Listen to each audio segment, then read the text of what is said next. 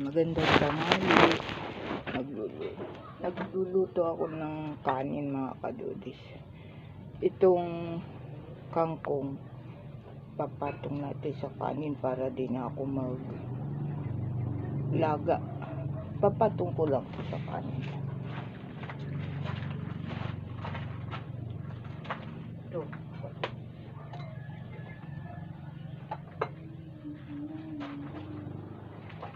Para di na maraming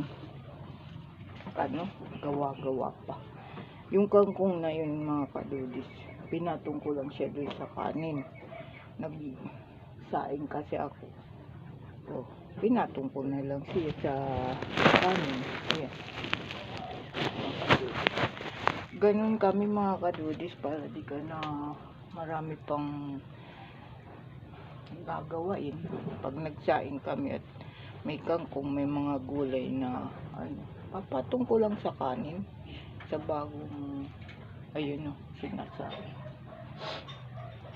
Mamaya saukan lang namin yun ng bagoong na tining, yung bagoong na isda. Ayun, sasauk lang namin yung kangkong na yun, ulam na.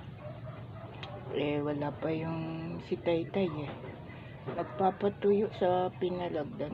Wala pang uwing ulam, kaya gulay muna kami, mga kadudis, mag-ina. Ang mga anak ko naman kasi, mga kadudis, kahit ano yung ipakain mo diyan ng mga gulay, kakainin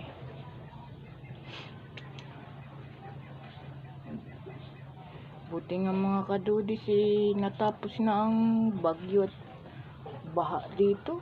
Nakatuyo na tayo, naglinis na. Kapag linis na tayo ng bahay sa bakuran, yung tubig sapa pumapasok.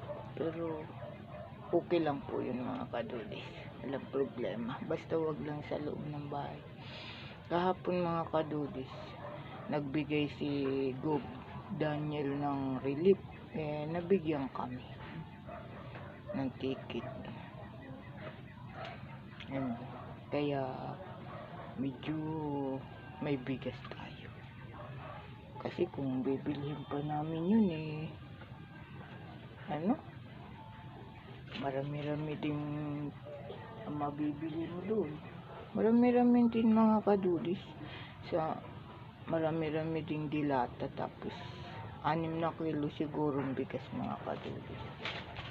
Usok, mga kadudis, kahoy kasi yung usok. Maraming salamat, mga kadudis, sa panonood niyo sa video ko. Paki-subscribe naman po. Mag-iisang buwan na po akong nag-vlog.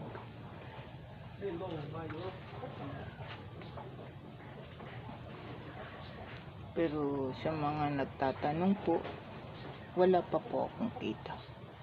Kaya baka akala po ninyo may kita na po ako. Wala po. Masaya po ako kahit ganito. Para lang po akong may kinakausap. Kasi po, yung 3 kong anak malalaki na, kaya may mga kanya-kanya na trabaho. Yung bunso ko di pa tinatawagan ng kampanyang ina-applyan niya. Marami siyang ina-applyan, mga kadudis.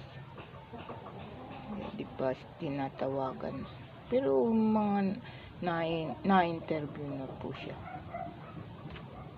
Sabi ko nga, mag-apply na dito Teacher ang pinag-aralan niya, mga kadudis. Pero ayaw naman magturo. Sabi ko nga sa inyo, gusto ibang trabaho. Hindi niya naman po kasi hilig yung pagtuturo.